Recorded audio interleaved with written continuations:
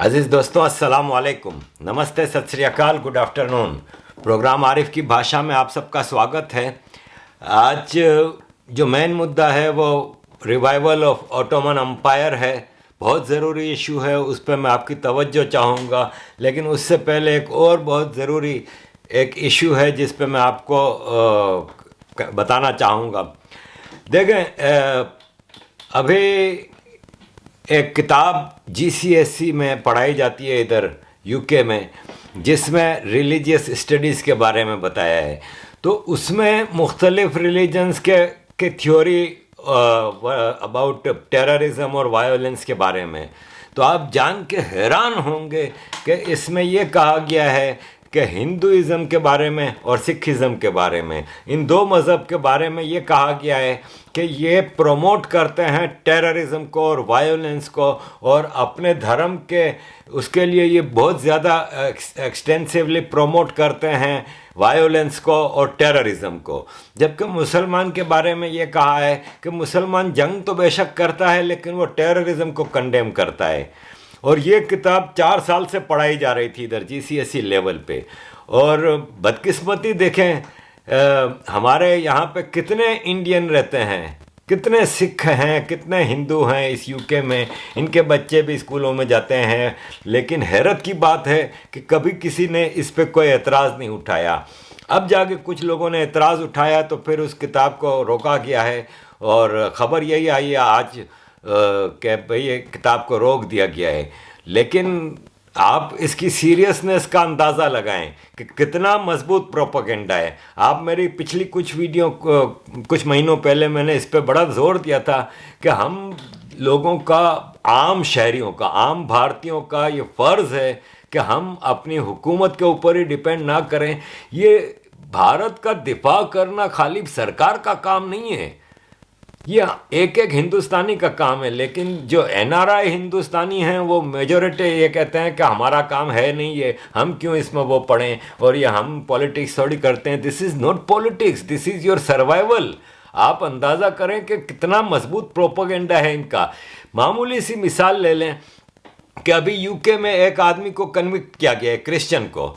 उसने ये कहा कि सारे मुसलमान जो हैं वो जहन्नम में जाएंगे, all Muslims will go to hell. ये कहा है, उस पर उसको तकरीबन $1200 के बराबर जुर्माना आयद किया गया है, एंड ही इज़ कन्विक्टेड। अब आप खुद बताएं कि मुसलमान तो हर 5 वक्त की नमाज के बाद दुआ में ये कहता है ना, आपको पता ही है। वो दुआ ही अल्लाह से ये मांगता है कि या अल्लाह मुसलमानों को फतह नसीब कर, या अल्लाह काफिरों को नीस्त नाबूद कर दे।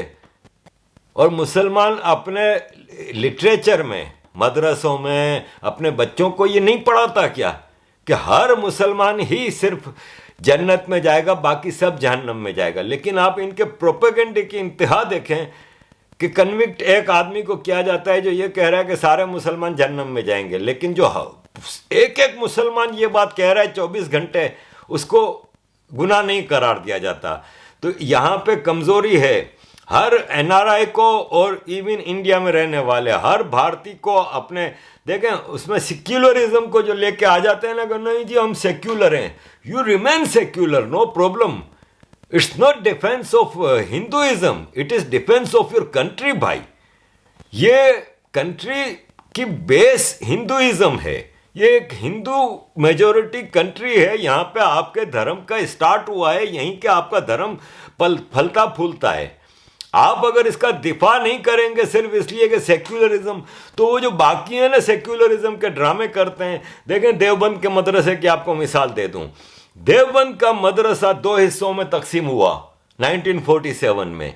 जमीयत उलमाए हिंद होती थी, ये लोग जब पाकिस्तान गए तो जमीयत उलमाए पाकिस्तान बनाया। जमीयत उलमाए पाकिस्तान, देवबंद मदरसा ऑफ पाकिस्तान कहता है कि we will not allow secularism in Pakistan, जबकि यही जमीयत उलमाए हिंद, देवबंद मदरसा ऑफ इंडिया कहता है कि only possibility for India is to remain secular.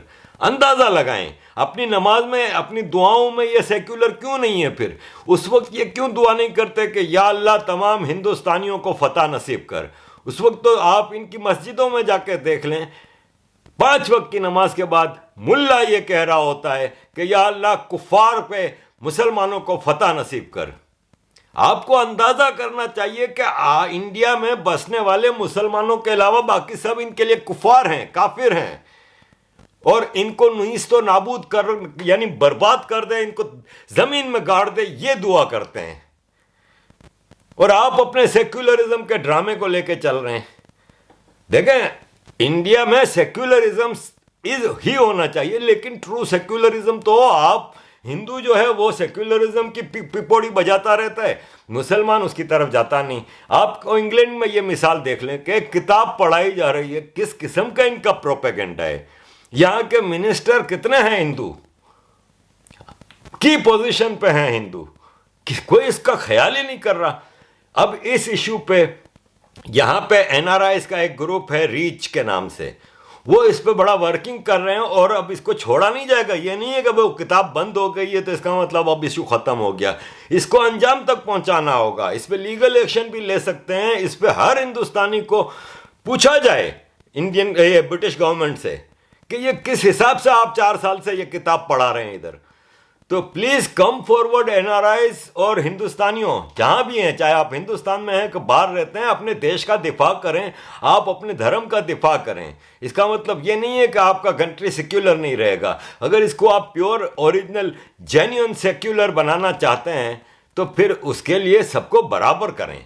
ये नहीं है कि आप अपीजमेंट में लगे हुए हैं, और कुछ लोग हैं राजदीप सरदेसाई टाइप के लोग या बरखा दत्त के टाइप के लोग, निधि है, ये सागरिका है, ये अरुण दत्ती है, ये काचू है, ये सब पता नहीं किस दुनिया में रह रहे हैं कि दूसरी तरफ की साजिशों को आप समझें। तो प्लीज़ इस इशू को सीरियसली लें और अपने देश अपने धर्म के दिफा के लिए आगे बढ़ें। लेटर्स लिखें अथॉरिटीज़ को, दुनिया को बताएं। FATF पे पाकिस्तानी भर भर के लेटर लिख रहा है कि हम तो पीसफुल हैं, हमारी ये है वो है। कितने इंडियन लिखते हैं FATF को? ट्वीट बेशक आप कर देते हैं। सोशल मीडिया ही नहीं है सिर्फ, सोशल मीडिया एक अवेयरनेस का फोरम है जिसमें आप एक दूसरे को एजुकेट करते हैं। लेकिन आपको मैं पहले भी कह चुका हूं कि UN के पेज पे जाएं, उसमें मुख्तलिफ रिपोर्टर्स हैं, मुख्तलिफ कमिटीज़ हैं, हर मुल्क की पार्लियामेंट, इंपॉर्टेंट मुल्क जितने भी हैं, इंग्लैंड है, फ्रांस है, फिर यूरोपियन पार्लियामेंट है, अमेरिका की कांग्रेस है, जर्मनी है, इटली है, स्पेन है, अमेरिका, कनाडा है, ऑस्ट्रेलिया है, इन सब मुल्कों की पार्लियामेंट्स के पेजों पे जाएं, वहाँ से आप मुख्तलिफ कमेटीज़ हैं उनको अपने देश के अच्छे चीज़ों को बताएं और आपके देश के खिलाफ जो साजिशें हो रही हैं वो बताएं। आफ्टर ऑल यार, आप देखें मजाक की इंतहा कि इस हिंदुइज्म से ज़्यादा पीसफुल रिलीजन कौन सा है? मुझे कोई हिस्ट्री में एक बार कोई ऐसी एविडेंस निकाल के दिखा दे जिसमें हिंदू सेना ने जाके किसी मुसलमान या क्रिश्चियन या किसी और देश पे हमला किया हो, या उनके ऊपर जाके ज़बरदस्ती उनको हिंदू बनाया हो, या कुछ ऐसा हुआ हो। फिर भी आपके खिलाफ इतना प्रोपेगेंडा हो रहा है, इस बात को समझने की ज़रूरत है। अब मैं आता हूँ अपने आज के दूसरे और मेन इशू की तरफ, वो है ऑटोमन एम्पायर का रिवाइवल। वो आप पहले तो ये वीडियो देखें जिसमें ये बताया जाता है कि किस तरह तैयब अरबगान साफ अल्फाज में कह रहा है कि ऑटोमन एम्पायर का रिवाइवल होगा। तुर्क सदर तैयब अर्दोगान का कहना है कि जंग अज़ीम अव्वल के बाद आयद की जाने वाली पाबंदियों के खात्मे के बाद एक नया दौर शुरू होने वाला है। उस्मानी दौर जिंदा होगा, बैतुल मक़दस हमारा शहर है। तुर्क पार्लियामेंट से खिताब करते हुए तुर्क सदर का कहना था कि दुनिया भर के आर्मी फोर्सेस पर फ़लस्तीनी कौम और दुनिया भर के मज़लूम मुसलमानों के लिए आवाज़ बुलंद करने पर फ़ख्र है। तुर्क सदर का मज़ीद कहना था कि उन्हें फ़ख्र है कि उनका मुल्क, कौम और हुकूमत सब मुसलमानों के लिए आवाज़ उठाते हैं। मज़ीद कहा कि जंग के अज़ीम अव्वल में जिस मक़दस शहर के लिए आप दीदा नस्लों से छोड़ने पर मजबूर हुए थे, इसे बैतुल मक़दस में आज भी सल्तनत उस्मानिया की मज़ाहमत के आसार मौजूद हैं। तो अजीज़ दोस्तों, आपने देखा तैयब अरबगान क्या कह रहा है। अपनी पार्लियामेंट में खड़ा होकर कह रहा है कि उस्मानी दौर तो वापस आएगा। अब आप साजिश को समझे, मैं काफ़ी अरसे से कह रहा हूँ कि ये एक इम्पीरियलिस्टिक डिज़ाइन है, ये एक नेक्सस ऑफ एविल है जो चाइना की सुपरविजन में चलना शुरू हो चुका है। देखें, मैंने पिछले कुछ अरसे पहले एक ट्वीट लगाई थी कि चाइना ने कहा है पाकिस्तान को कि आपको उम्मा को लीड करना है, मुस्लिम उम्मा को लीड करना है। ये उम्मा का चूरन बड़ा खतरनाक है और ये चाइना पाकिस्तान को पुश करे जा रहा है। तुर्की और पाकिस्तान, ये जो दो शैतान मुल्क हैं, ये उम्मा के नाम पे एक नया ओटोमन एम्पायर कायम करना चाहते हैं। नक्शे की तरफ जाएं, हिंदुस्तान से शुरू हों और यूरोप के दरवाजे पे आ जाएं ग्रीक के पास। इसके बीच में पूरा मुसलमान एरिया है।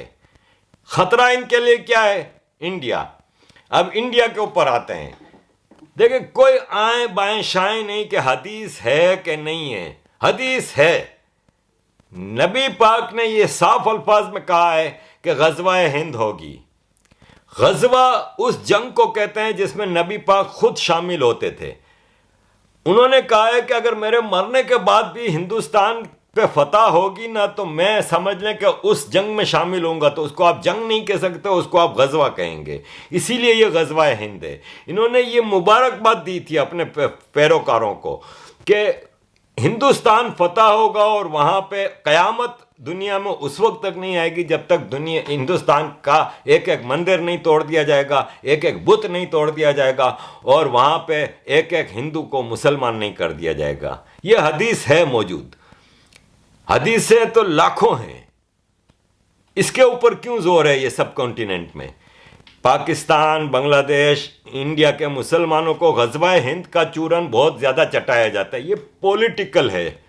अब उसमें तुर्की शामिल हुआ है। अब ये तुर्की क्या, अरबगान की आपने जो स्पीच देखी, जो इसके बारे में पाकिस्तान टेलीविज़न जो रिपोर्ट कर रहा था, तो आप ये देखें कि ये कह रहा है कि जेरूसलम, बैतुल मक़दस मुसलमानों का शहर है और हम इसको वापस ले लेंगे। भाई, मुझे कोई ये बता दे कि ये मुसलमानों का शहर कब से हो गया? इस्लाम में जब नया नया इस्लाम आया था तो नमाज जो पढ़ी जाती थी वो काबा शरीफ की तरफ रुख करके नहीं पढ़ी जाती थी, वो जेरूसलम बैतुल मक़दस की तरफ रुख करके पढ़ी जाती थी। और फिर एक मदीना में एक मस्जिद है और कई सालों बाद की बात है ये, क्योंकि इस्लाम के आने के 13 साल बाद हिजरत हुई है और हिजरत के बाद कुछ अरसे बाद मदीना में एक मस्जिद है, मस्जिद किबलतैन। मस्जिद किबलतैन में जब हमारे नबी पाक नमाज पढ़ रहे थे तो उनको अल्लाह की तरफ से हुक्म आया कि अब किबला चेंज हो गया, अब आप नमाज जेरूसलम की तरफ रुख करके नहीं पढ़ेंगे, अब आप मक्का खाना काबा की तरफ रुख करके नमाज पढ़ेंगे। तो इस मुसलमानों ने तो ख़त्म कर दिया ना। और उस वक्त जेरूसलम यहूदियों के पास था, क्रिश्चियंस के पास था, मुसलमानों के पास नहीं था। ये दूसरे खलीफा इस्लाम हज़रत उमर रज़ी अल्लाह ताला अन्हो के ज़माने में जेरूसलम फतह हुआ था। तो ये इस्लाम से पहले जो अब्राहमिक रिलीजन थे उनकी मुक़द्दस जगह थी और फिर हमारे नबी ने तो उसको ख़त्म कर दिया और मक्का की तरफ रुख कर दिया। तो फिर वो हमारा सिटी कैसे हो गया? लेकिन ये तैयब अरबगान नए नए चूरन ला रहा है। क्यों? कि ये एक्सपेशनिस्ट इनका एक जो प्लान है, जो इंपीरियलिस्टिक प्लान है, इसको इम्प्लीमेंट करने के लिए जेरूसलम को ये टारगेट कर रहे हैं। मैंने अभी 2-3 दिन पहले एक ट्वीट की थी कि आर्मीनिया को बचाना क्यों ज़रूरी है। इसलिए कि यूरोप यानी ग्रीक पे आप शुरू होता है ना यूरोप, तो ग्रीक से इंडिया के दरमियान का जो जितने मुल्क हैं वो सब मुसलमान हैं। खाली वहाँ पे 3 मुल्क हैं जो मुसलमान नहीं है, इज़राइल, आर्मीनिया, जॉर्जिया। अब जॉर्जिया थोड़ा नॉर्थ की तरफ चला जाता है, रशियन ब्लॉक में चला जाता है। आर्मीनिया इनका टारगेट है। आप देख लें कि आर्मीनिया के अंदर इन्होंने एक पॉकेट बनाई हुई है जिसके ऊपर झगड़ा चल रहा है और आज़रबाईजान उसके लिए वो है। मुझे ये बताएं कि 94 में इनका एग्रीमेंट हुआ था आर्मीनिया और आज़रबाईजान का, और फिर कोई जंग नहीं हुई और वहाँ बड़ा अमन और सुकून चल रहा था। अचानक क्या ऐसा हुआ कि इनको ये आर्मीनिया और आज़रबाईजान की जंग शुरू करनी पड़ी? बाकी दुनिया सो रही है, आर्मीनिया के लिए खाली ज़बानी जमा खर्च कर रही है। यूरोपियन यूनियन कह रहा है please stop the war, America कह रहा है एवरीवन शुड स्टॉप दी वार, ये वो। रशिया खाली ड्रामे कर रहा है, कोई आर्मीनिया की मदद नहीं कर रहा। Armenia is losing the war. और आज़रबाईजान के लिए क्योंकि वही इनके भी झंडे में चांद सितारा है, तुर्की में भी है, पाकिस्तान में भी है। अजरबैजान के लिए भाड़े के पाकिस्तानी बख्शू फौज आई हुई है, वो लड़ रही है। सीरिया के सारे टेररिस्ट, इराक से, सीरिया से जो आईएस के जो टेररिस्ट हैं, वो सब बसों में भर भर के तुर्की ने भेजे हैं। तुर्की से भाड़े की फौजें आई हैं। आर्मीनिया बेचारा कब तक अकेला मुकाबला करेगा? हथियारों के अंबार लगे हुए हैं, कोई इनकी आर्मीनिया की मदद नहीं कर रहा। ये एक ऑटोमन अंपायर के रिवाइवल की जंग है। ये आखिर को इनका टारगेट इंडिया है। ये इंटरनेशनल फोरस पे आप जाके देख लें, यूएन में जाएगा, अपनी पार्लियामेंट में स्पीच करेगा, पाकिस्तान आके स्पीच करेगा, कश्मीर कश्मीर कश्मीर, इंडिया का कश्मीर। ये क्या है? ये सब यरूशलेम कश्मीर, यानी कश्मीर को टारगेट करने का मतलब इंडिया को टारगेट कर रहे हैं। इनके लिए इंडिया खतरा है कि इनको पता है कि जब तक इंडिया मौजूद है, और इंडिया इज ब्लेस्ड। मुझे लोग कहते हैं कि तुम भक्त बनते जा रहे हो और ये क्यों सिर्फ हर बीजेपी की हर पॉलिसी को तुम सपोर्ट कर रहे हो। तो भाई साहब, मैं तो इश्यूज़ को सपोर्ट करता हूँ। जिस इशू पे मुझे नज़र आता है, आप मुझे ये बताएं कि आर्टिकल 370 को के अब्रोगेशन को मैं सपोर्ट करता हूँ। अब वो बीजेपी का कारनामा है ना भाई, मैं तो इस इशू के जेन्युइनिटी के ऊपर उसको सपोर्ट कर रहा हूं। इसी तरह जितने इशू अयोध्या का ले लें, ट्रिपल तलाक का ले लें, बाकी आगे जितने आजकल जो इशू हो रहे हैं, अब ये जो हथरास का जो केस है, किसको नहीं पता कि इसको पॉलिटिसाइज किया जा रहा है, कुछ मीडिया सेक्शन की तरफ से और कुछ पॉलिटिशियंस की तरफ से, खासतौर पे इंडियन नेशनल कांग्रेस की तरफ से। क्या इंडिया में और कोई जगह पे रेप नहीं हो रहे क्या? और अव्वल तो इसके बारे में भी फॉरेंसिक रिपोर्ट तो ये कहती है कि रेप नहीं हुआ, ठीक है। अब ये कहते हैं नहीं जी, ये योगी जी ने ज़बरदस्ती की फॉरेंसिक बनाई है। अब आप बताएं, योगी जी तो कह रहे हैं सीबीआई से करा लो, जिससे इंक्वायरी कराना करा लो, उन पुलिस वालों को मुअत्तल कर दिया, सब कुछ तो कर दिया, लेकिन वही जबकि दूसरी जगहों पे जो रेप हो रहे हैं, मुसलमानों के हाथों कितने ऐसे केसेस हैं कि लड़कियां बर्बाद हुई हैं, जला दी गई हैं, मार दी गई हैं, उनके बारे में ये कोई बोलते तक नहीं है। लेकिन आपका जो एक एपोलॉजेटिक हिंदू है, सेक्शन ऑफ हिंदू, वो इसको ज़्यादातर सेक्युलरिज्म की पिपौड़ी बजा बजा के वो कर रहे हैं। अब आप बताएं कि हथरास के इश्यूज़ पे मैं अगर जेन्युइन बात करता हूँ तो कहते हैं जी बीजेपी को सपोर्ट कर रहे हो। मैं तो इश्यूज के ऊपर आता हूं। तो आपको मैं बता दूं कि इस वक्त Bharat is blessed to have this government. ये मोदी सरकार है जो इस वक्त भारत को किले की तरह बचा कर रखा हुआ है। वरना अगर इस वक्त कांग्रेस की गवर्नमेंट होती ना, तो चाइना बहुत आगे तक आ चुका होता और लद्दाख आपका खा चुका होता। ये जो आपके जो राहुल गांधी साहब आज फरमा रहे हैं कि 15 मिनट में हम अपने इलाके वापस ले लेते, जबकि इनके परनाना नेहरू जी ने तो 62 में अक्साई चीन और कितना कुछ दे दिया। अभी 2008 में इनकी मनमोहन साहब की हुकूमत के उसमें क्या कुछ नहीं हुआ। यार अब मैं क्या बोलूं? फिर मुझे कहते हैं कि भक्त हो। ये बातें किस तरह की कर रहे हैं, जबकि ये मोदी सरकार है जो डट के खड़ी हो गई है चाइना के आगे। खैर, मैं आता हूं अपने ऑटोमन अंपायर का जो रिवाइवल हो रहा है उसके ऊपर। तो देखें, ये बहुत डेंजरस सिचुएशन है। एक इंपीरियलिस्टिक डिजाइन्स के साथ चीजें चल रही हैं और इसमें सबसे जो जरूरी चीज है ना, वो जंग नहीं है, वो प्रोपेगेंडा है। It's a warfare of propaganda. उसमें देखें, खाली सरकारें काम नहीं करती। आप यहां पे देख लें, यूरोप में या इंग्लैंड में आम पाकिस्तानी कर रहा होता है।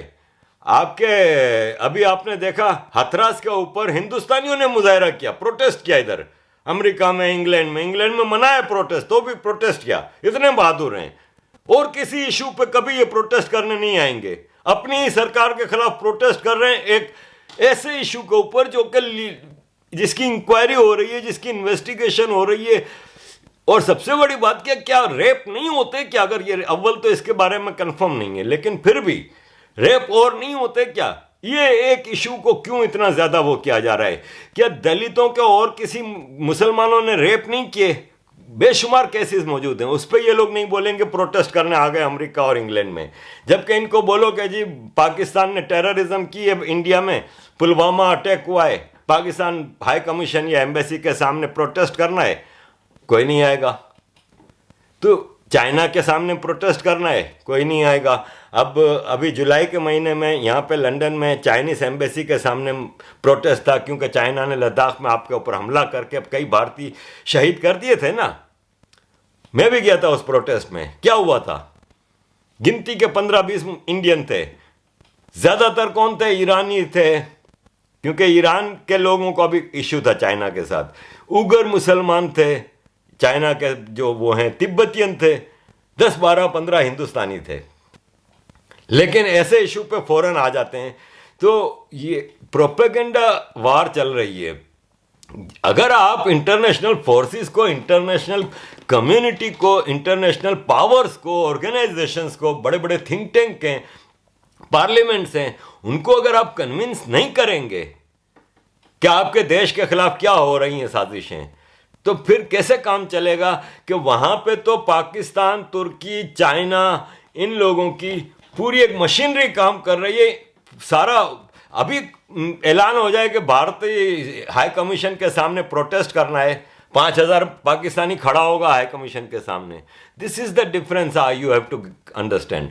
आप लोगों को आगे बढ़ के अपने देश की हिफाजत, अपने धर्म की हिफाजत करनी होगी, और कोई आएगा नहीं भाई इधर बचाने के लिए। और इंटरनेशनल फोर्सेस प्रोपेगेंडा पे काम करती हैं। आपको तो मैं जेन्युइन बात करने का कह रहा हूं, मैं थोड़ी कह रहा हूं कि आप झूठ बकें या जाके उधर झूठ मूठ अपने वो बताएं। आप अपना जेन्युइन सनातन धर्म बताएं कि क्या आपका धर्म क्या है। आपका धर्म तो पीस और अमन, और this is the only religion on planet जो सबको बराबर कहता है। किसी मुसलमान को जहन्नम में नहीं भेज रहा, किसी को नहीं वो कर रहा। वो कहता है एवरीवन इज इक्वल, चाहे आप किसी भी भगवान, किसी भी खुदा पे बिलीव करते हैं। और यही सिखिज्म का और बुद्धिज्म का भी यही फिलॉसफी है। ये ब्यूटीफुल रिलीजन्स ऑफ इंडिया हैं, इनकी हिफाजत करें प्लीज आगे बढ़ के। तुर्की एग्रेसिवली आगे बढ़ रहा है। तैयब अरबगान ने पार्लियामेंट में अपनी स्पीच में कहा है कि कुछ गल्फ कंट्रीज के लोग हैं जो कि नादानी में आगे बढ़ गए हैं और उम्मा के खिलाफ काम कर रहे हैं।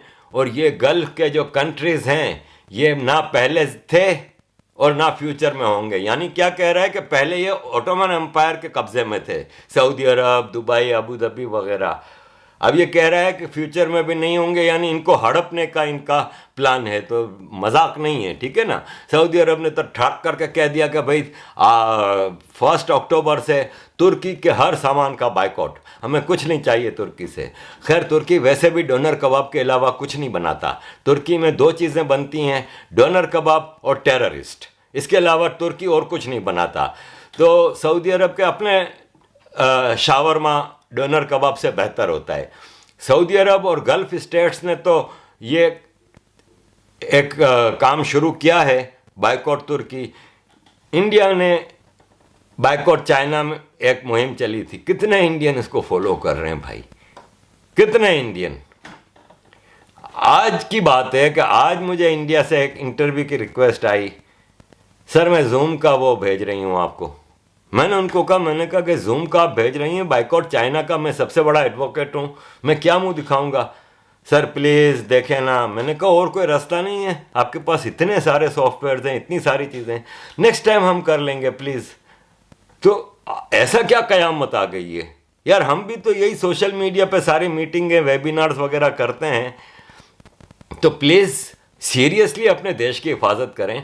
बॉयकॉट सऊदी अरब ने कहा है ना तुर्की का, अब आप देखिएगा सऊदी कैसे बाइकआउट करते हैं। बिल्कुल सख्ती से बाइकआउट होगा, टूरिज्म नहीं होगी। साफ तो सऊदियों ने कह दिया है कि ना कोई उधर टूरिस्ट जाएगा हमारा, ना उधर से अब कोई ताल्लुक हमें नहीं रखना। बहुत भारी पड़ना है। और इसमें सबसे ज्यादा जो नुकसान में रहेगा ना वो बख्शू है ना पाकिस्तान, वो सबसे ज्यादा नुकसान में रहेगा। क्योंकि पाकिस्तान की मैं गंदी मिसाल आपको दूंगा कि एक औरत होती है जो 5-6 जिसके होते हैं बॉयफ्रेंड, और वो 5-6 जगह अपने इश्क चला रही होती है। तो Pakistan is doing that. America की बीवी है पाकिस्तान, चाइना की रखेल है, सऊदी अरब की रखेल है, तुर्की की रखेल है, अब आज़रबाईजान से भी इश्क लड़ा रही है। इसका अपना तो कुछ है नहीं, क्योंकि अपनी ओरिजिन से भागते हैं ये हिंदुस्तानी हैं, कब तक अपने आप को भागेंगे ये काटो खून तो निकलेगा डीएनए हिंदुस्तानी। ये इनकी समझ में आ नहीं रहा। इन्होंने मुख्तलिफ अपने खसम पाले हुए हैं, कब तक चलेगा? सऊदी अरब और अमेरिका एक ही प्लेटफॉर्म है, तुर्की और चाइना एक ही प्लेटफॉर्म है, पाकिस्तान दो कश्तियों में सवार है और सबसे पहले जो डूबेगा ना वो पाकिस्तान डूबेगा।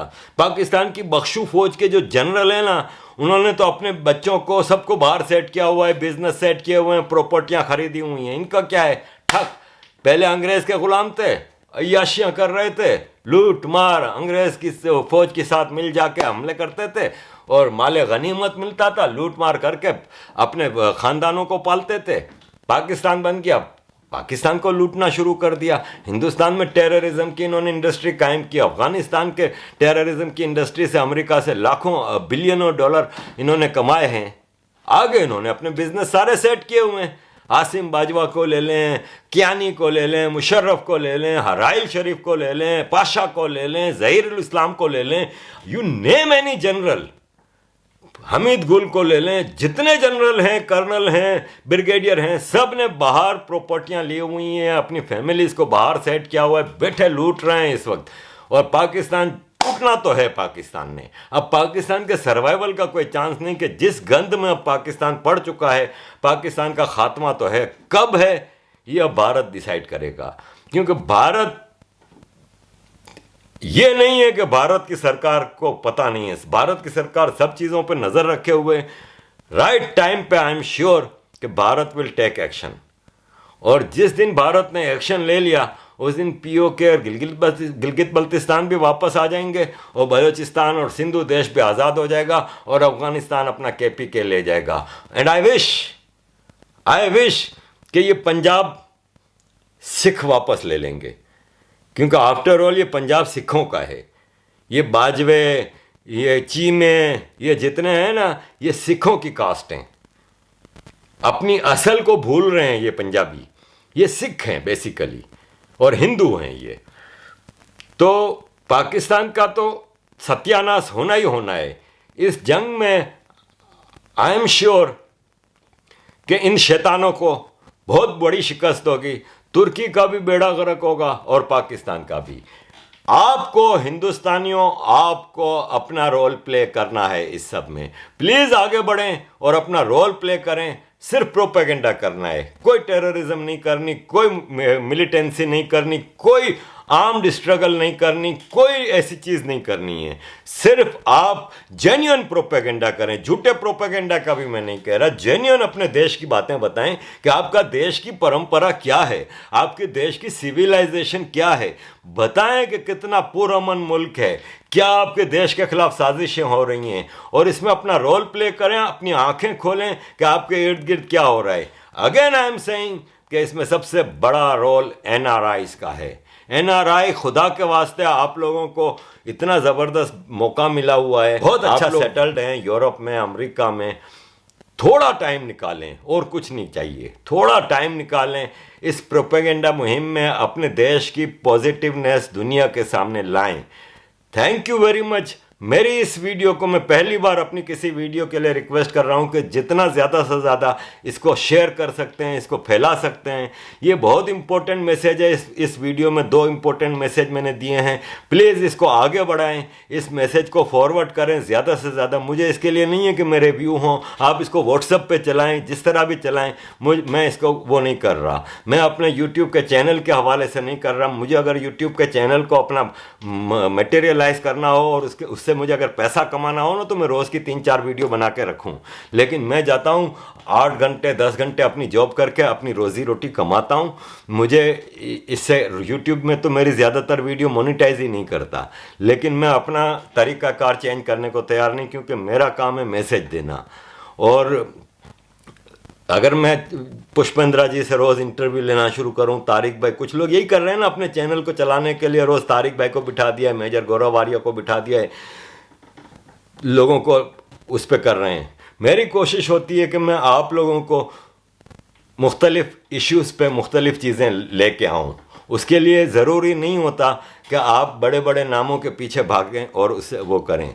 वो पैसा कमाना हो तो ये चीज़ें की जाती हैं। पुष्पेंद्र जी ने मुझे, जब मैंने उनका इंटरव्यू लिया था तो उन्होंने मुझे खुली ऑफ़र दी थी कि आरिफ भाई आप जब कहेंगे मैं आपके चैनल पर आने को तैयार हूँ। लेकिन मेरी कोशिश होती है कि मैं मुख्तलिफ़ चीज़ें लाऊं। मैं कोशिश करूंगा कि पुष्पेंद्र जी का भी इस सारे सिनारियों में सबसे जेन्युइन पॉइंट ऑफ व्यू होगा, तो आपके सामने कोशिश करूंगा कि पुष्पेंद्र जी को एक और इंटरव्यू करूं। और भी मज़ीद मेरे पास कुछ हैं चीज़ें, लेकिन मैं कोशिश करता हूं कि आपको जेन्युइन चीज़ें ला के दूँ। वापस कह रहा हूं कि इस वीडियो को भले आप मेरे चैनल पे ना देखें, दूसरा वह चैनल वाले लगाएं, व्हाट्सएप पे लगाएं, बताएं दुनिया को, अपने हिंदुस्तानियों को कि क्या चीज़ ज़रूरी है। Thank you very much. अगर आपने मुझे ये सपोर्ट कर दी तो थैंक यू वेरी मच। मैं आपसे और कुछ नहीं मांग रहा। जय हिंद, भारत माता की जय। ये मत समझना कि हिंदुस्तान के मुसलमानों से रोहिंग्या का मुसलमान अलग है। दुनिया में मुसलमान कहीं भी हो, हम सब आपस में भाई हैं। अगर हमारे नौजवान बच्चों को हमने एक दफा इशारा कर दिया और उकसा दिया तो हमारे बच्चे उनसे कई ज्यादा ताकत रखते हैं। वो अकेला पाके, अगर 5 करोड़ मुसलमान ये अहद कर लें कि हमको एक साल में 5 गैर मुस्लिमों को इस्लाम पेश करके मुसलमान बनाना है, कोशिश करके, जिद्दोजहद करके, माल देकर, कैसे भी हिकमत से, तो आप बतलाएं कि एक साल में कितने करोड़ हिंदू मुसलमान होंगे? बोलो। 25 करोड़, 55, 25, 5 करोड़ मुसलमान, तो 5 को बनाएगा तो कितने होंगे? 25 करोड़। 2 साल में कितने हो जाएंगे? अरे तीसरे साल तुम्हारी खुद हुकूमत आ जाएगी। तुम्हारी तारीख नहीं जानते, तुम्हारी मुसलमानों की हिस्ट्री नहीं जानते। हम करबला वाले हैं, हम हुसैनी मुसलमान हैं, हम 72 भी होते हैं तो लाखों का जनाजा निकाल देते हैं।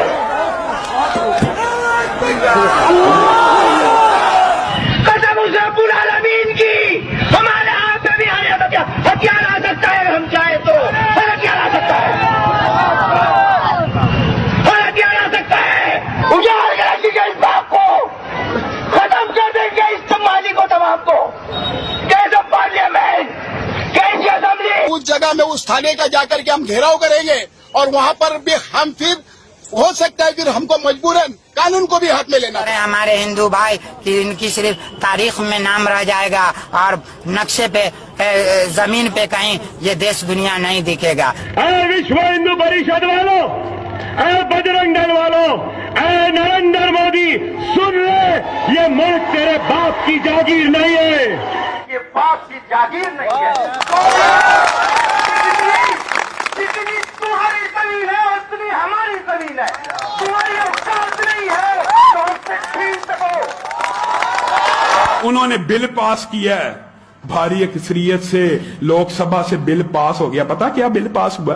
दास्ताने हैं, लेकिन हिंदुस्तान की मुस्लिम लीग और असदुद्दीन अवैसी को चाहिए हिंदुस्तान के अंदर पार्टीशन की एक नई तहरीक को चलाया जाए, हिंदुस्तान की धरती से एक नया मुस्लिम वतन निकले। ये वक्त की भी जरूरत है और हमारे मुसलमान हुक्मरानों को भी कर सकते हैं। या पुरुष सोशल मीडिया में जिस तरह से पूरे मामले को सांप्रदायिक रूप दिया जा रहा है, वो कोर्ट और पुलिस की नजर और उसके दायरे से बाहर हो चुका है। पूरी मशीनरी लग गई है इसे घर घर पहुंचाने के लिए। काश यही मशीनरी बच्चों के साथ बलात्कार की 24,000 घटनाओं के मामले में भी सक्रिय होती। जाहिर है अपराधी किसी भी मजहब या जाति का हो सकता है, बल्कि होता ही है, लेकिन इस पैमाने पर देखना बलात्कार के मामले के साथ और नाइंसाफी है। इतने में आरोपी संजीव, रवि, लवकुश और राजकुमार 4 लोग आए और पीड़िता को दबोच लिया। उसे बोलने का मौका ही नहीं मिला ताकि आवाज सुनकर पास में घास काट रही मां मदद के लिए आ सकती। घटना का डिटेल ना तो पढ़ा जा रहा है ना बताया जा रहा है। सवर्ण जाति के इन 4 लोगों के दिमाग में ऐसा करते समय क्या गुजरा होगा, यह जानना जरूरी है। क्या जाति के कारण उन्हें यह अहंकार मिला कि किसी के साथ कुछ भी कर सकते हैं, या पुरुष होने के कारण, या दोनों के कारण? अक्लमंद को नहीं मिलती, क्यों कि मंजिल अक्लमंद को नहीं मिलती। मंजिल अक्लमंद को नहीं मिलती क्योंकि दिमाग बोलता मोदी से लड़ेगा, दिमाग बोलेगा शाह से लड़ेगा, दिमाग बोलेगा मर जाएगा, दिमाग बोलेगा जेल को जाएगा, दिमाग बोलेगा अरे कितनों से मुकाबला करेगा, दिल बोलेगा अरे हट बाजू अब मौत के लिए मैं तैयार हूं, मैं जिंदा रहना चाहता हूं। मैं घुट घुट कर जिंदगी नहीं गुजार सकता। मैं बार बार पलट पलट कर पीछे मुड़कर नहीं देख सकता। अरे कौन आ रहा, कौन आ रहा? अब कोई कुछ आने वाला नहीं है। ना आसमान से फरिश्ते आएंगे, ना जमीन से कोई निकल कर आएगा। इस मुल्क में हमको अपने फैसले, अपने कुव्वत हाथ के ऊपर संविधान पर भरोसा करके एक सियासी वो अपना पैसा लगाती है। इंडियन आप अगर कोई प्रोटेस्ट करते हैं तो पता इसका फायदा क्या होता है? बाहर की जो इन्वेस्टर होते हैं, जो कंपनी होती है, तो हर दिन वो अपना पैसा लगाती है इंडियन शेयर मार्केट में। लेकिन जब देखता है कि लोग वहां पर प्रोटेस्ट कर रहे हैं तो वो पैसा नहीं लगाते, तो हिंदुस्तान की मार्केट डाउन होती। 2 आदमी खड़े हैं डेंगा चौक में, इससे क्या होगा? नहीं होगा, होता है। जब पानी का कतरा गिरता है पत्थर में तो उसको क्या करता है? सुराख कर देता है। जी, तहरीक जारी रहेगी, उस वक्त तक जारी रहेगी जब ये दोनों करप्ट लोग उल्टी ना करते। CAA को हम रद्द करने के चक्कर में है। इंशाअल्लाह आपकी दुआओं से हमारे बहुत सारे ऐसे लोग जो फील्ड में उतरे हुए हैं और जो इस फिक्र में है कि न तो NPR लागू हो न NRC लागू, लेकिन कभी भी इन गद्दारों के सामने हम नहीं झुकेंगे। हम कल भी नहीं झुके थे, आज भी नहीं झुकेंगे। हम डरते हैं तो अल्लाह से डरते हैं, तुम जैसे शराबियों से नहीं डरते।